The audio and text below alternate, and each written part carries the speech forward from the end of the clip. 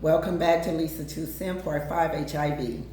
So now she's found out she has to take this medication for the rest of her life. And so she's very emotional, and I'm actually feeling bad for her. You know, I hugged her and told her it's going to be okay, and, you know, to pray on it and so forth and so on. So she stays here probably about another hour and a half. And I actually had to tell her I had to get up and start doing work for my, my job that I work at. Like I had to do paperwork and get caught up because she had been here for so long. So she was here about another hour and a half, which that's what made it the 4 hours. And so after she left, I know that bothered me a lot. So the next day I reach out to her, like just to check on her.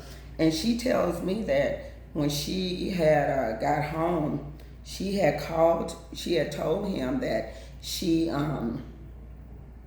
that the doctor told her that, that she's going to have to take medication, whether she's in a relationship or not, that she has to continue to take that HIV medication. And she said that his response was, "Bitch, that's on you. I told you I was HIV before we started messing around. So don't be mad at me because you got to take medication, because you knew that I was a pimp when you started messing with me."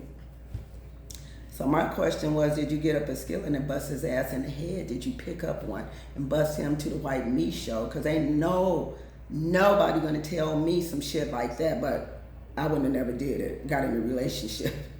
So y'all could ask my nephew, DJ Goes, I don't play. He'll tell you I don't play. Ain't no dude gonna disrespect me. Like I said, my first marriage, the infidelity, that was the first and only time. And I had left him. I wasn't with him when he put his hands on me.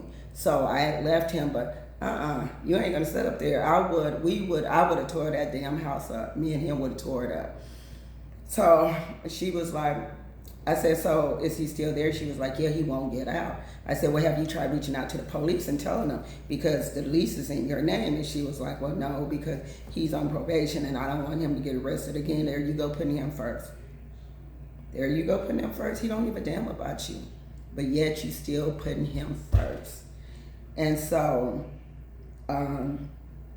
so they still in the house, living together. And she's still taking care of him, and he's leaving for weeks at a time. He comes home when he wants to, even to the point that females are calling him on his phone. He's holding whole conversations with her sitting right there on the couch, and she's allowing this. Women, please get it together. Stop letting these dudes punk you. Stop letting them disrespect you. Learn to love yourself, and I swear to God, it might be something as simple as, start with something as simple as going to get a massage for yourself, and then, even if it ain't but once or twice a month, do something for yourself. Because if you start pouring into yourself, you wouldn't let these motherfuckers treat you any kind of way. You just wouldn't. And so, and same thing for the men too, because one thing I know, it's a lot of good men out there. And I know people, all my friends, family, whatever, and they always say, "Ain't no good men, they all dogs." They not. There's some good men out there. But sometimes our men are not what we want them to be. He ain't tall, he not 6'4" and fine and muscles. He might be like a little overweight and bald head or whatever, but he's a good man. Stop looking for these dudes because they pretty boys. Fuck them. They stand in the shop more than you. They going to the nail shop, they getting their eyebrows arched, they getting like everything, feet manicured and pedicured and all that. So, no, stop. But I'm going to end this story by saying that she stayed with the guy. And like I said, I haven't talked to her in a while.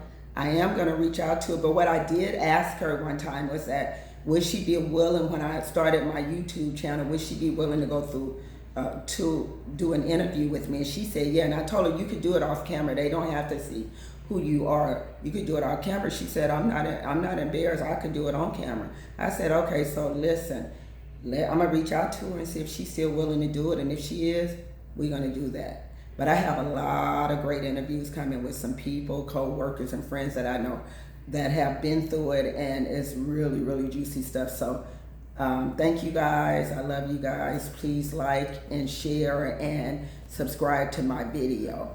Thank you so much. God bless you guys.